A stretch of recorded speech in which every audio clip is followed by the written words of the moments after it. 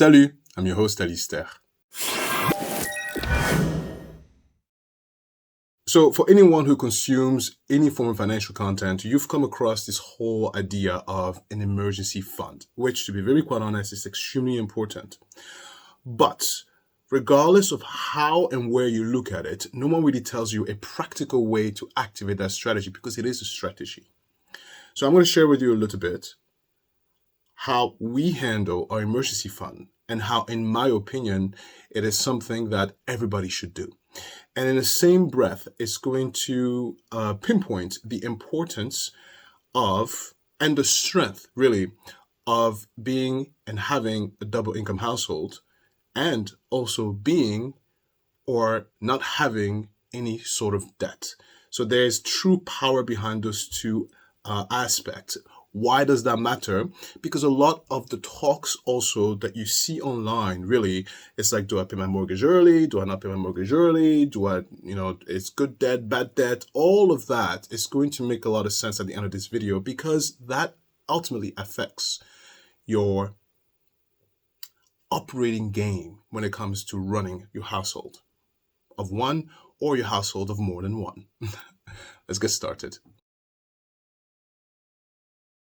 The definition of an emergency fund is pretty much the total number of your operating costs for your household. So you have to define what that is. I'm going to share some numbers from our household. Our property taxes have a tune of $15,000 a year. Breaking down monthly, that's $1,250. We have our monthly allowance, me and my spouse, of $1,000 a month. That's $500 each. We also have $1,000 of what I call miscellaneous expenses. That includes all of our subscription services, the gym, Netflix, whatever you may think about, and the utilities, so electricity, water, etc., right? So it comes out to about $1,000 a month. Next is going to be the landscaping and the cleaning company.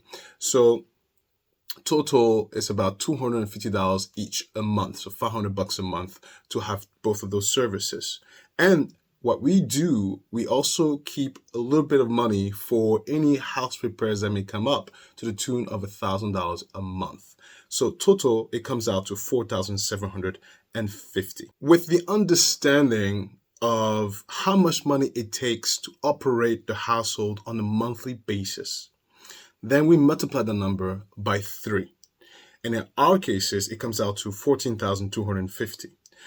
But let's be practical. So you take those monies and you place it in a savings account, a high interest yielding savings account. In our case, is our Ally Bank. It stays there and it rots there. It collects the interest, sure, why not? It just stays there. But that's 3 months worth. Now, let's stay on the topic of being practical, because in the practical sense, you want to have a bigger cushion. Once we deposited the 3 months worth of our operating expenses into a high yielding savings account in Ally, we didn't stop there. We continued to save 3 more months worth of our operating expenses, but this time we didn't place it into our savings account.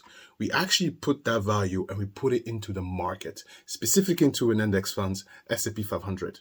Now, why did we do that? Very easy, very simple.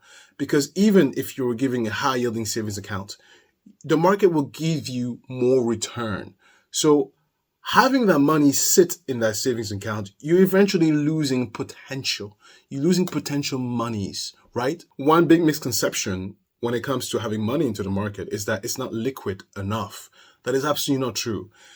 If you wanted to liquefy some of the assets that you have into the market, it can be as quick as 48 hours or less than that. So that money put away into the market is still very much accessible. It's not like difficult to recapture whatever funds you need from there, should you need it.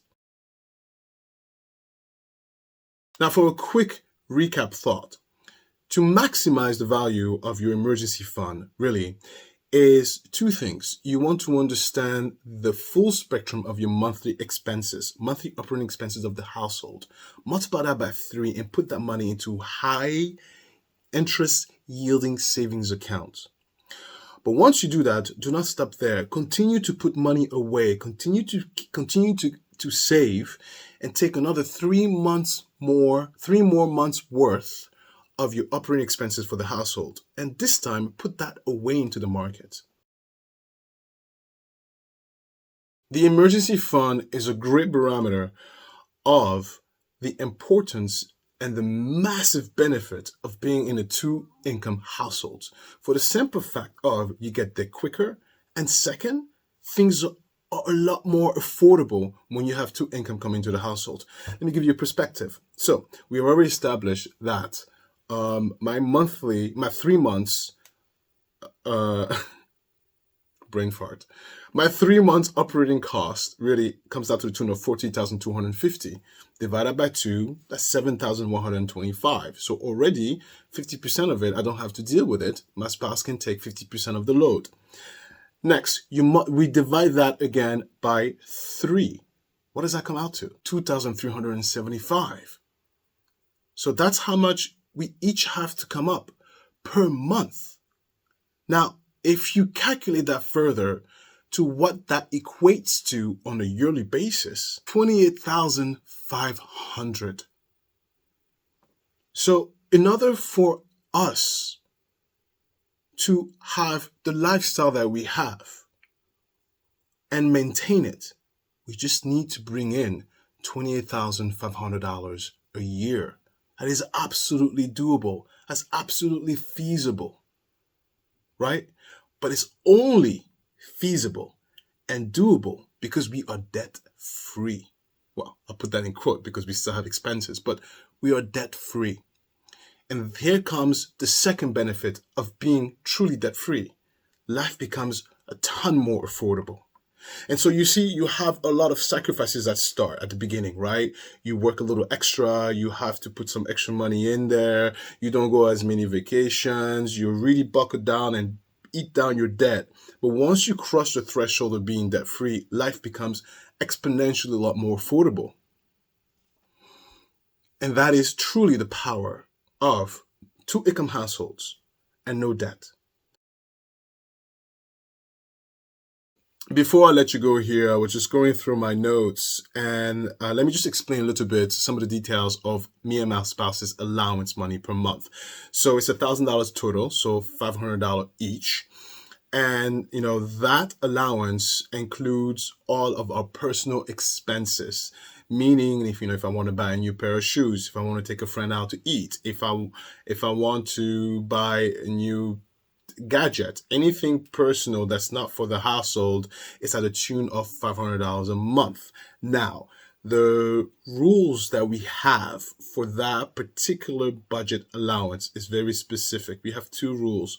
The first one is that any leftover never carries over to the next month unless, and that comes in rule number 2, unless you're trying to purchase something that is more than $500. So let me explain a little bit more. So let's just say if I go to a friend's house and we go out to dinner and I spend, let's say, $200 on my dinner, and at the end of the month, I have $300 left in my allowance. So that $300 does not carry over to the next month. It goes straight into the S&P 500 specifically, right? So anything left over goes straight into the S&P 500 unless I wanted to purchase something that is more than $500. So if I wanted to buy this new pair of shoes that cost $1,500, so what I'll do is that, all right, so it would take me about 3 months to make the purchase of the shoes of $1,500. So then only at that moment can the funds be carried over on a monthly basis. And so it's the strategy that we've used. Really, it really controls impulses purchases, right? Oh my God, that looks so great, I want it. Well, if I want it, I can't afford it. I have to wait 2 more months to get it. And so you start saving, and by the time the 3 months happens, maybe you don't really need it. And then, oh, look at that. I guess I'll just put it all into S&P 500, right? So it's a great strategy that we've used, and it allowed us, and still allows us to live way below our means. I honestly, of all of our friend group, I think we are the only ones who live way below our means. And, we're not cheap. We live a very good life, but we live it responsibly, and we're very conscious of how money is spent and where every penny is going.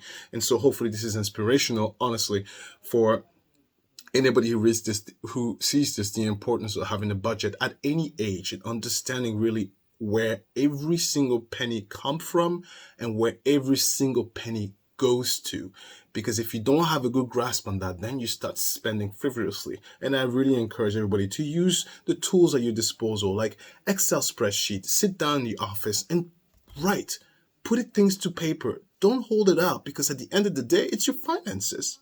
It's yours. It's your finances.